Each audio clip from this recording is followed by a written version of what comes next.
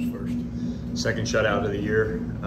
What obviously were the keys to getting it done against that Temple team? And you know, just did it get a little dicey there in the second half as some other guys started to play a little bit? You feel like? No, I don't. I think at the end of the day, players make plays, and it's our job to try to put them in the best situation to make plays, and our guys made plays, and so credit to them. I thought they we played a decent game, and I think we've gotten better the last couple of weeks. But like we've talked about, the offenses that we play from here on out are going to get better each week, and so just staying true to the process is kind of what we got to be and focus on at this point.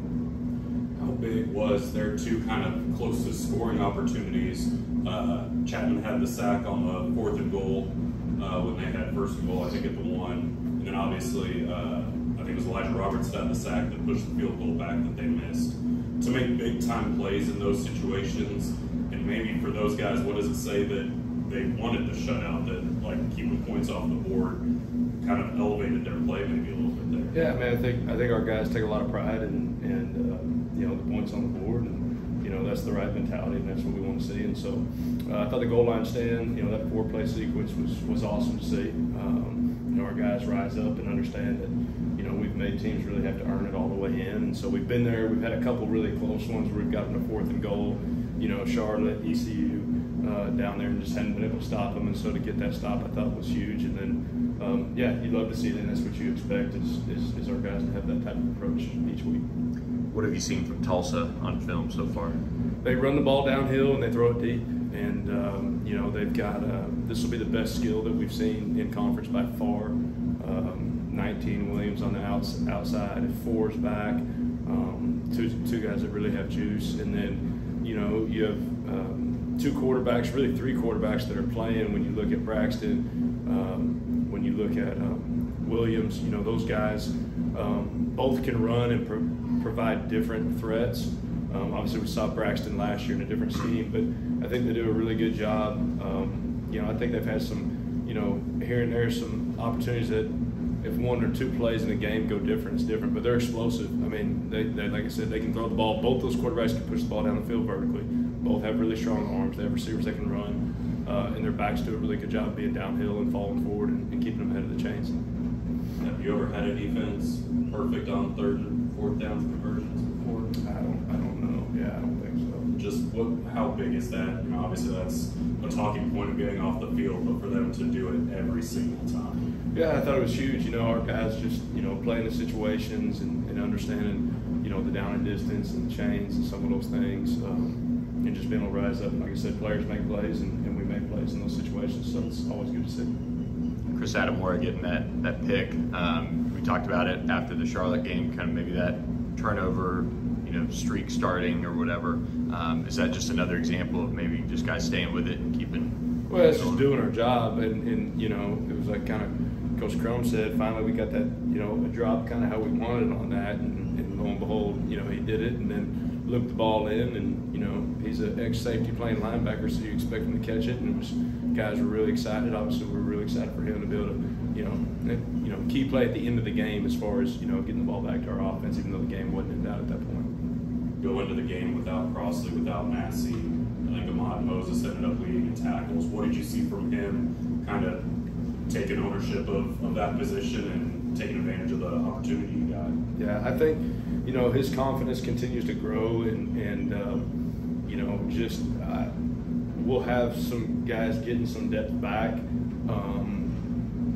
here this week and then in subsequent weeks. So, but the good thing is, Jonathan having the ability to play all 3 then allows him to get more snaps at free safety, and I think those 4 guys really together are playing at a really high level, which we really needed from him. And I think he might end up playing more snaps than any of the safeties, which is good, for him to be able to get in rhythm and comfortable in the flow of the game. So we expect it. We know he's a big playmaker, and I think he'll continue to play a ton of snaps the rest of the year.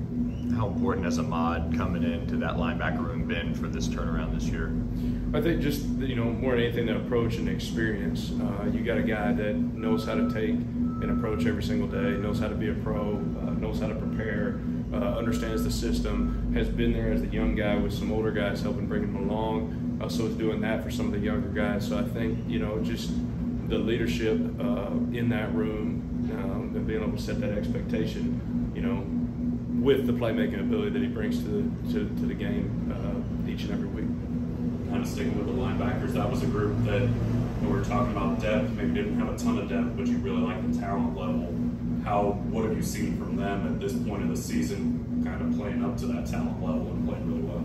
Yeah, I think we've progressed each week, and I think, you know, we just have to continue doing that in that room. Especially when you talk about, you said you have one guy really that's getting, you know, playing a lot of snaps that's played in the system, and so whether it's the two freshmen and Colby, like other guys, Chris who played safety, like those guys' upside is really high. So getting better each week, continuing to improve on that is going to be key to our success moving forward.